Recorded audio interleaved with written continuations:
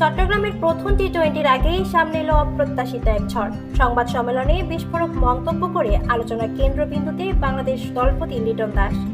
সংবাদ সম্মেলন শেষে শুভকামনা জানালে সাধারণত হাসি মুখেই জবাব দেন লিটন, কিন্তু আজ নিঃশব্দ, মাথা নিচু করে সোজা ড্রেসিং রুমের দিকে চলে যান তিনি। আর তার আগেই ক্যামেরার সামনে ঝরে পড়ে ক্ষোভ আর হতাশা। শামীম হোসেনকে দল থেকে বাদ দেয়া নিয়ে প্রশ্ন তুলতে স্পষ্ট দেখা গেল অধিনায়কের অভিমান। লিটনের ভাষায়, এটা আমার সিদ্ধান্ত না, নির্বাচকেরা আমাকে কিছু না জানিয়ে শামীমকে বাদ দিয়েছে। এতদিন জানতাম অধিনায়ক জানে কে ঢুকবে কে বাদ পড়বে। অধিনায়ক হয়েও দলের গঠন নিয়ে কোনো মতামত রাখতে না পারা, এটা কি অপমানজনক? প্রশ্নের উত্তরে আরো খোলামেলা ক্ষোভ প্রকাশ করলেন লিটন।